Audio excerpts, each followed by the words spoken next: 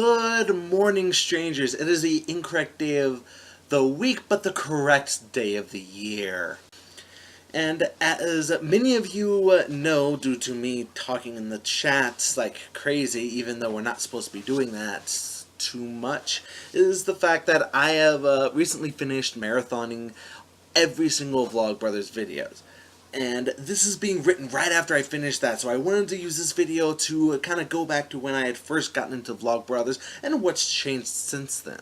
It was April of 2009 and I was just a few days away from meeting someone who would change my life forever. Now back then I was still obsessed with YouTube, which was how I found out this YouTube series called Eli's Dirty Jokes. These jokes were part of a partnership with, I believe, Stars, which is a channel like similar to HBO and Showtime, where its traditional broadcast providers would give you a few moments of it before you had to pay an additional fee for it, even if you didn't really use it. Anyway, Eli's Dirty Jokes weren't exactly what you think. Each video had a single joke. The animated character didn't have a great voice actor, but when I first found out about it, I was at the perfect age to just want adult humor no matter what. Like, there were a lot of dick and butt jokes, and I thought that that was the best joke ever. There was a dick or a butt or some type of sexual innuendo in there. I was all for it. It was kind of stupid back then. Like, you could tell each episode was phoned in, but it still had a little bit of charm to it. The videos would only last about 3 minutes max, but after going through the entire playlist of videos, I saw a video with a very innocuous title. 51 jokes in 4 minutes, and it started like this. Good morning, John. It's Wednesday, December 4th. Today I'm going to try to fit in 51 jokes into one 4-minute video. So obviously we should probably get started. After going through a ton of bad jokes, it took about the same time to not have a strong punchline. I thought it was impossible to have 51 decent jokes in 4 minutes. I was wrong. I laughed or smiled at most of the jokes, and I saw that there was a second video. I laughed even more, even though the second video, I believe, was actually the first video. So yeah, that's kinda awesome. There weren't any other joke videos, but I clicked the subscribe button thinking that maybe Hank would do another one for this John guy who I knew nothing about at the time. And a few days later, I got onto YouTube and saw something from Vlogbrothers on my homepage. Now, back then, I didn't know how YouTube worked, so I was kind of shocked that there was anything like that on my homepage, because it was a video from John. I don't remember what the video was about, but I do remember that I had to see more of him. John kind of became my obsession for a while, and that obsession grew even more when I found out that John was actually a writer. John and Hank both formed a huge part of my young adult life, but John kept me going as a writer, letting me push myself to keep on writing, despite the fact that I liked none of what I wrote.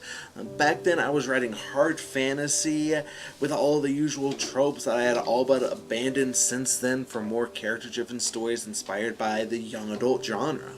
I've seen every Vlogbrother video numerous times, and my personal favorites being the Broccoli Tree video and Maureen Johnson as... Is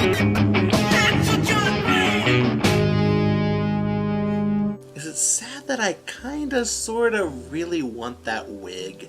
My favorite type of video has to be Thoughts from Places, and the Vlogbrothers as well as Nerdfighteria have helped me see the world more complexly, and they've helped me be a better person in general. Trust me, you wouldn't have liked 2009 me. 2009 me didn't even like 2009 me. And since this is my 10th year as a Nerdfighter, I thought a look back like this was appropriate. Now John and Hank are my favorite educators and entertainers. Back in 2009, I thought this would just be a quick little obsession that would last more than a few weeks, or that wouldn't last more than a few weeks. Maybe it wouldn't have lasted if I didn't go to Virginia for a few months, but I'll go into that story another time.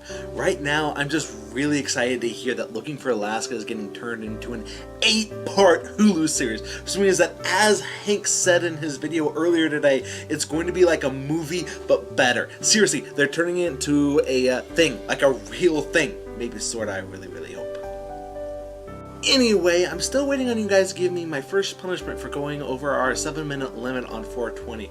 I look forward to and dread what you guys decide on.